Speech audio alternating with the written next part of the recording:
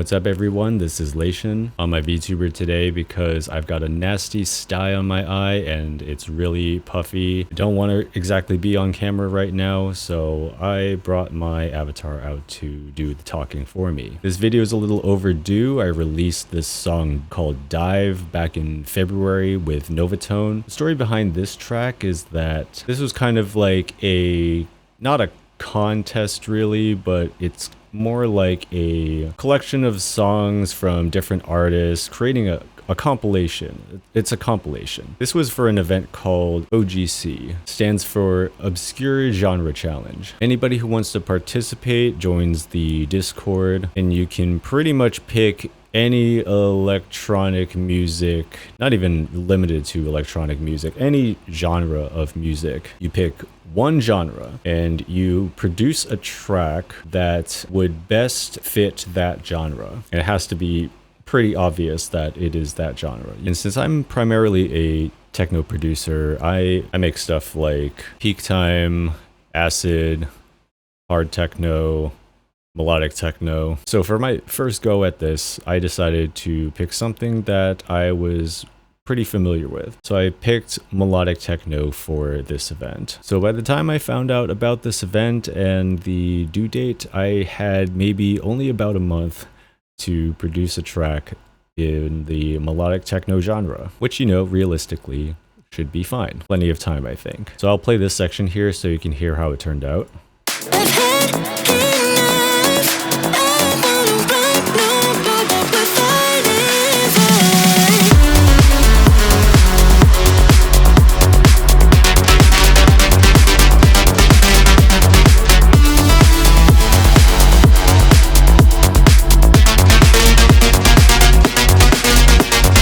So yeah, this track has a lot of the common themes and elements of mainstream melodic techno. So I thought, you know, this would be a shoo-in. But how about I walk you through how I made this track? So as far as the number of tracks and effects go, there really isn't too much here. It's a pretty simple track. I really tried to keep it as simple as possible. I tried to keep the main idea also as simple as possible, just so that, you know, it's obvious that the theme of this song is melodic techno. Let's check out the main core elements here. Of course, you want to check out the kick.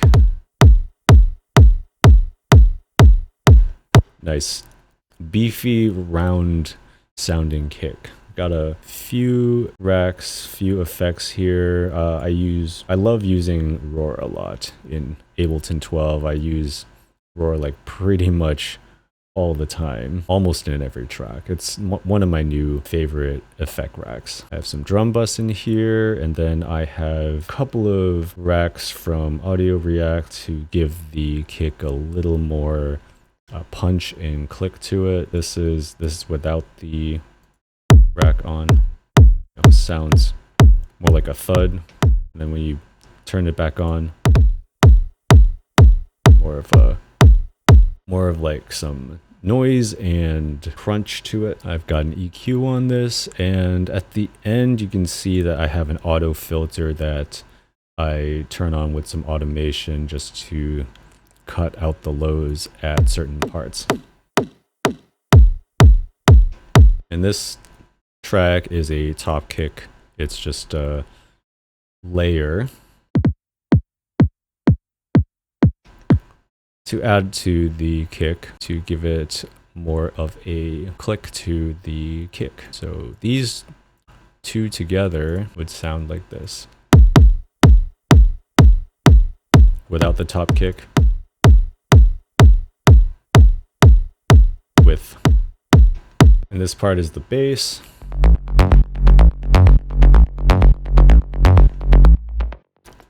So I grabbed this MIDI pattern here, did a little editing to it. So this track is in F sharp minor, and the original MIDI of this is in F, so I just kind of bumped this up and repatterned the MIDI a little bit. You know, I could have gone with a straight 16th rolling bass, but I thought I would vary it up a little bit just to make things a little more interesting. So I have some octave jumps here and there.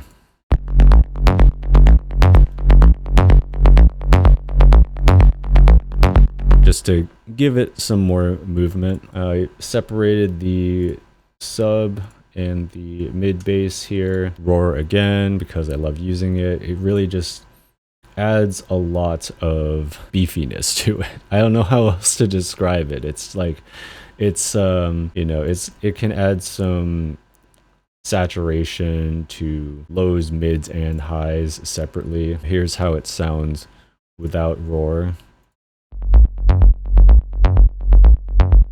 Here is how it sounds with roar.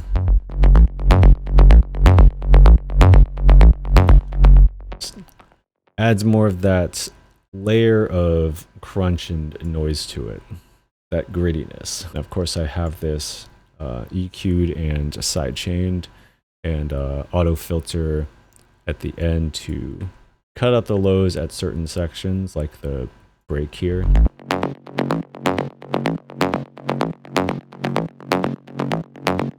And this bass is just a respace. I don't think I really have any other effects on it other than Spire. I just have the classic respace on this.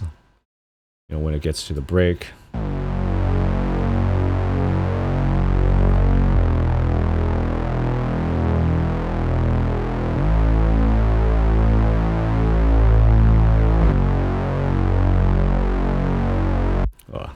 Notice I could have added a little more glide to that one, but yeah, that's how the respace sounds. I just used this in the breakdown section. All right, drums. Let's check out the drums. What do I have here? Snare build, some hats, got open, close hi-hats, and a couple of shaker loops. Here's how everything sounds all together.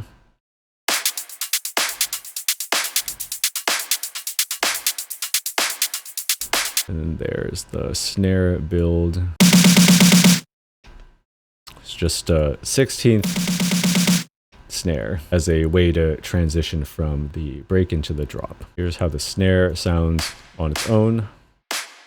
I think most of the drums are processed pretty much the same way. I have a little bit of reverb on each of the drum tracks and some drum bus and EQ at the end. Snare build, even the open hat, close hat, shaker loop. This one has like a slight auto pan to it to give it a little movement. You can hear it going back and forth between left and right channels.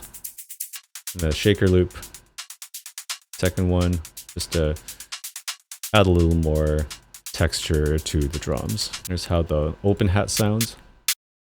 This is kind of like more like a shaker than like an open hat. I didn't want like I didn't want to use the classic 909 hi-hat. Wanted to try something a little different. So I used a shaker as a open hat instead of the 909 hat or anything that sounds metallic. Close hat though, pretty standard close hat. There's a little subtle stereo effect with the auto pan, just to give the hat some movement.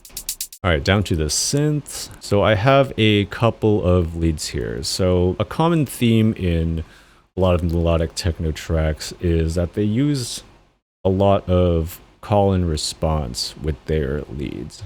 So I have a couple of leads here. I have main lead and then the response lead. So I have a call and response track. I have an ARP that I introduce in a few sections, like the intro and then the second part of the drop and then at the outro. Here's how main lead sounds. I guess supposed to be a massive lead, a lot of processing, a lot of saturation. I have actually like 2 layers of Spire here. So what am I even using? I have this preset called Ghosted, and what is even this one? Cosmethx. So this is what Ghosted sounds on its own. And then the second layer. And I would just have those 2 playing together. With roar delay, reverb, drum bus, OTT, a clipper, and a couple of Ozone plugins. I think I have Impact and Clarity on here, and a limiter, just to get this thing to sound as loud and powerful as possible, so that when it gets played in the track, it sounds like this.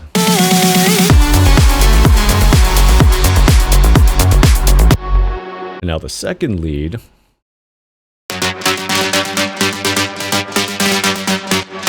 It's that like metallic FM stab that you hear in so many melodic techno tracks now. And I froze this track because it was eating up a ton of CPU. So when I would play this project back, it would start crackling and I wouldn't really be able to play it back in real time. So I had to freeze this track. I can't really show anything going on in this one, but I have what I can see here is a couple of layers of that lead and a similar amount of processing on the first lead, so that when I play these together, you have the call and then the response.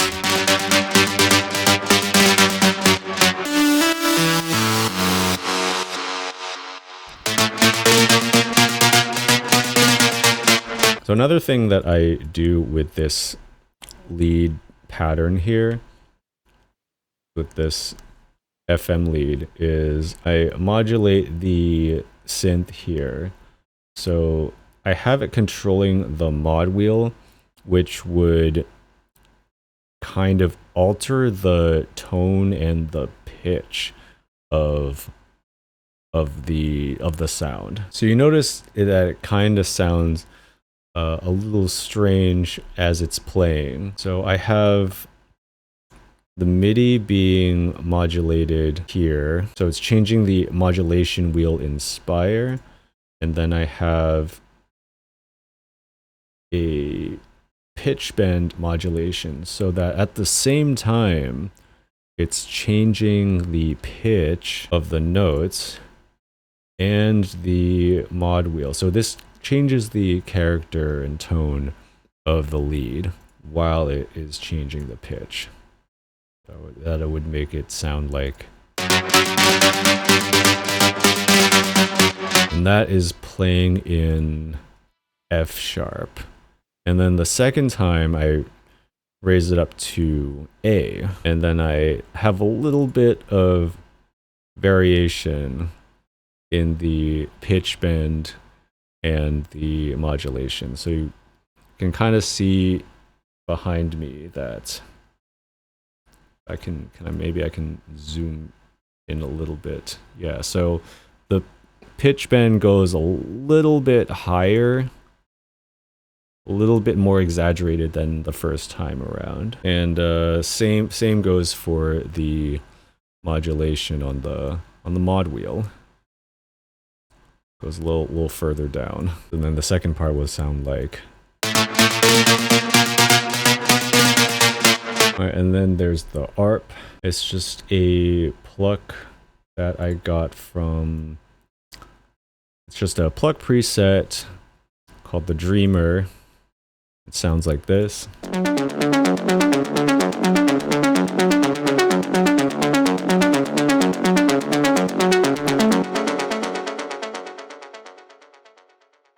Pretty much the same kind of processing, reverb, delay, roar, another reverb on there, drum bus, clipper, limiter. And I use this when I transition from the first part of the drop into the second part.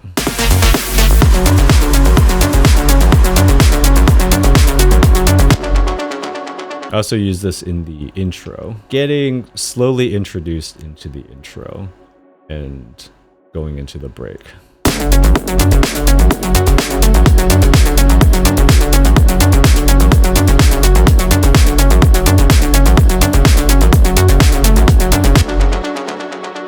Alright, and then I have a couple of pads here, not too much going on. The pads here are to kind of fill the track a little bit and also kind of set the atmosphere of the track. So the first pad track I have sounds like this.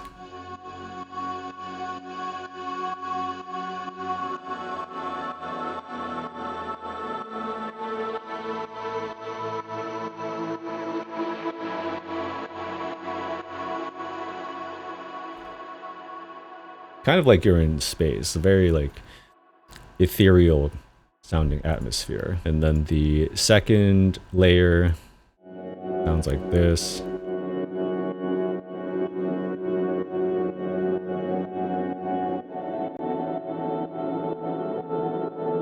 Almost sounds like you're in a space odyssey, which actually what I want to bring up is that this track Dive was originally going to be named Nebula. This is what I named the project. It was originally going to be Nebula because I thought it was going to be more of like a spacey theme. So I have all of these like space odyssey, Voyager type of atmospheric sounds, and I just kind of kept it in there. Both of these together, they're going to sound like...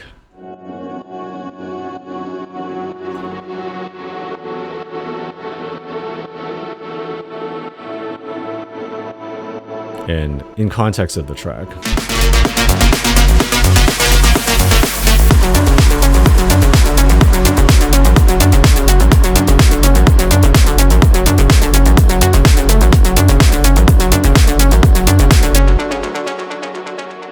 Here's a track that I don't think I ended up using. Actually, what did this sound like?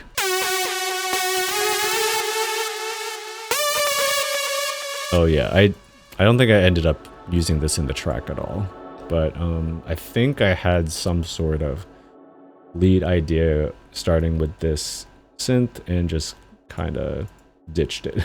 So I left that behind. I have a couple of vocal tracks here. I forgot where exactly I grabbed this one. I think this was a drop gun sample.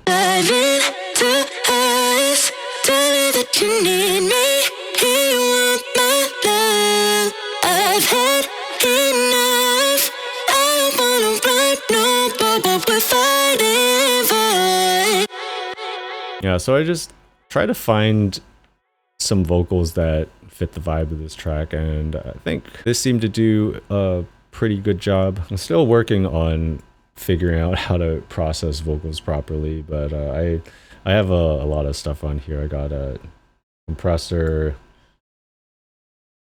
this one, the LA2A emulation compressor, dynamic tube, roar, OTT, and I have a lot of parallel processing going on in here with you know, the dry signal. I think I have a couple of left only and right only. I was trying to do some like stereo tricks here, reverb, delay. I even have a alter boy to change the, I think this layer is to like change the pitch of the, or the formant. I think it was to change the formant of the vocal. So if I have this soloed, yeah, I wanted like a lower formant layered in. And then there's a pitch shifter, like very subtle one. Chorus. Glue compressor, another. I think this one's a compressor for side chaining, EQ. And I think I've been putting clarity and yes, clarity and stabilizer on vocals. And limiter. And I have some auto filter automation going on somewhere. Can't remember where. Where did I put it? Oh yeah, this is just to like, you know, filter it out and then open it up as it goes on. What the break would sound like with these vocals.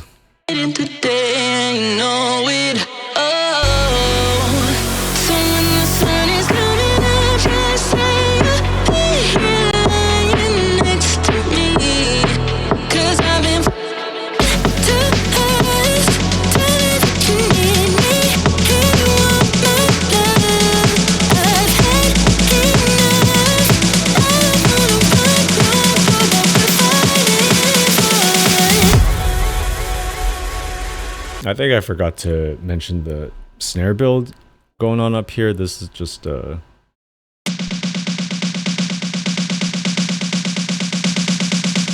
snare that just gets louder and louder. I think I use I use ramp velocity so that it starts out sounding quiet and then it gets louder as it goes on. All right, I won't really go over effects too much detail. You know, there's just a bunch of noise down lifters, down filters, whatever you want to call them.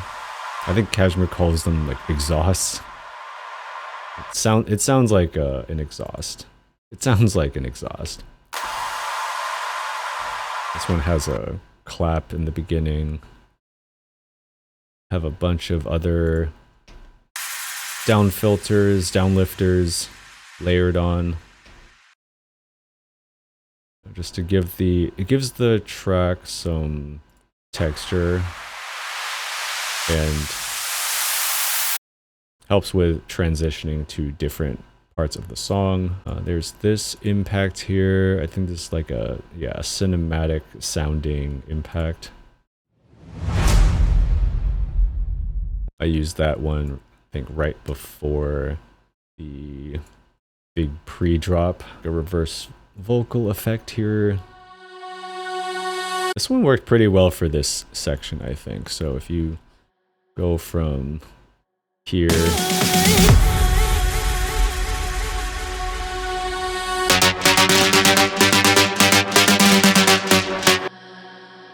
I think it leads into the pre-drop section pretty well. And it got a riser, chorus. Gotta have that riser to ramp up that excitement going into the second drop. And then I have an Atmo layer. This is really to just give the track some more like a kind of like a vocally sounding atmosphere to it. For this one I use Farlight in Contact. This one is called Goodnight Earth. And I just have this running throughout the whole track as kind of like try to set the tone of the track. Kind of like how the pads do.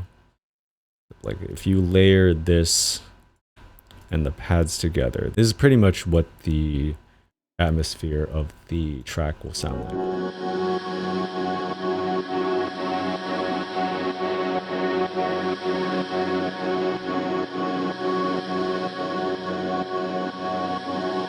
The pad is also Spire, using this preset called Nebulous Note, and the second layer uses one called Cosmic Canvas. Very spacey type of sounds. I think I got the name for the track Nebula from that preset actually. And for the mastering, I really just use Ozone. It's just easy. I can't really say I know exactly what I'm doing with mastering, but honestly, who does? If it works, it works. I usually let the assistant do its thing, and then I'll adjust a bunch of things here and there to get the track sounding as loud as possible. Really is the goal with this master chain. I'll play it for y'all again. Let's start from the build.